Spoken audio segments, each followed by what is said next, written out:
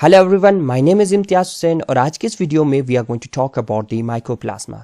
इससे पहले kingdom Monera के अंदर हम लोगों ने बैक्टीरिया का स्ट्रक्चर, रिप्रोडक्शन इस चैनल पे बहुत अच्छे से डिस्क्राइब करा हुआ है, डिस्कस करा है। फिर उसके बाद साइनोबैक्टीरिया जो आपका किंगडम मोनेरा के अंदर आता है, उसमें हम लोगों ने नॉस्टा का एग्जाम्पल लेके बहुत अच्छे से पढ़ा है। आज हम लोग बात करने जा रहे हैं किंगडम मोनेरा के अंदर माइकोप्लाज्मास। इसमें सबसे पहले इंट्रोडक्शन सेक्शन में थोड़ा सा बेसिक और उसकी डिस्कवरी डिस्कस करेंगे। क्लासिफिकेशन में on the base of nutritional requirement हमारे पास 3 डिस्कस करेंगे। फिर उसके बाद हम लोग स्ट्रक्चर सारा डिस्कस करेंगे डायग्राम के माध्यम से। फिर उसके बाद लास्ट में कुछ important disease, plant as well as animal disease discuss करेंगे जो कि माइकोप्लाज्मा कॉज करता है। चलिए, सबसे पहले इंट्रोडक्शन सेक्शन में हम लोग देखें तो ये किंगडम मोनेरा के अंदर आए तो that means they are prokaryotic in nature. Prokaryote में these are the simplest self replicating cell. अगर हम साइज की बात करें तो आज की डेट में माइकोप्लाज्मा जो है ना सबसे स्मॉलेस्ट सेल नून अभी तक है, that is size of about 0.1 micrometer in diameter. और ये चीज़ भी याद रखिएगा, ये बैक्टीरिया साइज छोटा है, बैक्टीरिया प्रूफ फिल्टर के थ्रू आसानी से पास हो जाती है। एंड कुछ ऑथर्स का मानना है it is considered to be intermediate between virus and bacteria. Mycoplasma को याद रखिएगा। अगर हम डिस्कवरी की बात करें तो इसको for the first time pasture साहब ने इन 1843 में डिस्कवर करा था।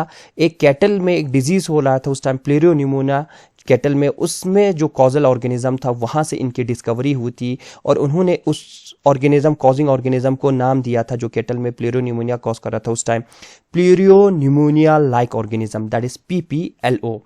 ये पैस्चर साहब उस माइक्रो ऑर्गेनिज्म, कॉजिंग ऑर्गेनिज्म का कल्चर नहीं कर पाया था। Later on in 1898 Nocard and ड्रैक्स, दो साइंटिस्ट है, उन्होंने for the first time successfully जो है ना इनका कल्चर कराया लैब में। और उन्होंने देखा कि जो कल्चर करने के बाद वहां पे किसी हेल्दी केटल में जब इंसर्ट करे तो वहां पे भी वो डिजीज कॉज कर रहा था। ये चीज याद रखिएगा, ठीक है।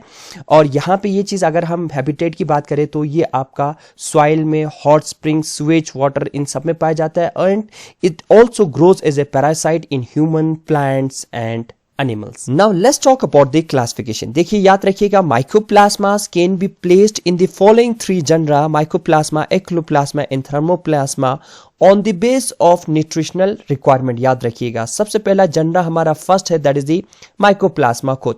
यहाँ पे क्या चाहिए इन जनरा के लिए? They need cholesterol for their growth. और ये चीज भी याद रखिएगा, they grow as a parasite on animals including man, ठीक है। It cause damage to the mucosa membrane and joints of the body, mycoplasma. Second genera हमारा है acholeplasma. They do not need cholesterol, इनको कोलेस्ट्रॉल की जरूरत नहीं पड़ता for their growth, but will incorporate it into membrane if it gets in the medium. और generally ये वाला जनरा आपको कहां पे देखने को मिलता है? They are found in plants, vertebrates as a parasite and also in sewage water और सॉइल में भी ये ग्रो करता है एज ए सेप्रोफाइट। फिर हमारे पास लास्ट जनरा है, दैट इज द थर्मोप्लाज्मा। यहां पे these do not require cholesterol at all, इनको कोलेस्ट्रॉल की जरूरत नहीं पड़ता और ये स्ट्रिक्टली एरोबिक होती है। और यहां पे थर्मो मींस हीट होता है। दिस स्पीशीज जो है ना, यहां पे optimum temperature of 59 degree Celsius तक ये स्पीशीज बर्दाश्त कर लेता है। और सेकंड चीज, ये हाईली एसिडिक पीएच में भी पाया जाता है, अराउंड रिपोर्ट है 0.962। Now let's talk about the structure of mycoplasma. ये चीज जानिएगा, माइकोप्लाज्मा जो है प्रोकैरियोटिक है, तो यहाँ पे मेम्ब्रेन बाउंड सेल ऑर्गेनेलेस नहीं होता। तो इसमें सबसे पहला चीज, इसमें इसके सेल में that is the plasma membrane outer boundary होती है, नो सेल वॉल। यहाँ पे राइबोसोम्स भी आपको देखने को मिलता है। ये राइबोसोम्स इस डायग्राम में आप लोग को येलो कलर से दिखाएगा, गोल गोल। फिर हमारे पास यहाँ पे आरएनए भी देखने को मिलता है। यहाँ पे देखिएगा आरएनए, सॉल्युबल आरएनए लिखा हुआ डायग्राम में। हमें प्रोटीन्स भी यहाँ पर मिलता है। और यहाँ पे जो जेनेटिक मटेरियल होता है, DNA, that is the double stranded circular DNA molecule होता है। यहाँ पे देख सकते हैं ये वाला double stranded circular DNA molecule, ये आप लोग डायग्राम में देख सकते हैं ये वाला। और यहाँ पे ये चीज याद रखिएगा, आरएनए का content as compare to DNA ज्यादा रहता है। सबसे इंपॉर्टेंट फीचर माइकोप्लाज्मा का, यहाँ पे सेल वॉल नहीं होता। जैसे कि प्रोकैरियोट्स में, बैक्टीरिया के अंदर पेप्टिडोग्लाइकन का सेल वॉल बना रहता है, यहाँ पे सेल वॉल टोटली एब्सेंट रहता है। सेल वॉल एब्सेंट होने के कारण ये अपना शेप जो है ना चेंज करते रहता है, दैट इज प्लियोमॉर्फिक, इसलिए कहता है। अपना वेरिएबल चेंज जो है ना, इनका शेप जो है एक कांस्टेंट नहीं होता, ये चेंज करते रहता है।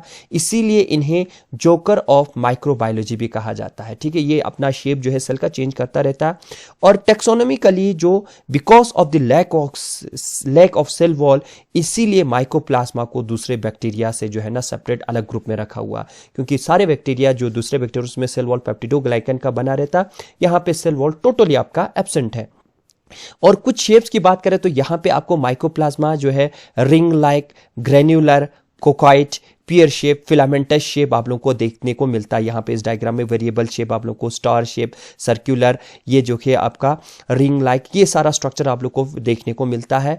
और सबसे इंपॉर्टेंट चीज़ यहाँ पे एक चीज़ और भी याद रखिएगा, जो क्लोनी जो होती है ना माइकोप्लाज्मा का, जब ये ग्रो करता है, that form an a characteristic round form with a thick centre. इस डायग्राम में देख सकते हैं, नीचे वाले डायग्राम में ये देखिए, ये माइकोप्लाज्मा का जो है ना अगर अगर पे क्लोनी ग्रो कर रहा, देखिए सेंटर में एक थिक पोर्शन है एंड ए डिलिकेट पेरिफेरी, और पेरिफेरी मतलब साइड वाला जो है ना थोड़ा सा ट्रांसपेरेंट और कम थिक है, लाइक ए फ्राइड एग। जिस तरह से एग को हम फ्राई करते हैं तो यॉक पोर्शन जो होता है ना वो थिक होता है, तो इस तरह से ऑमलेट आपका बनता है।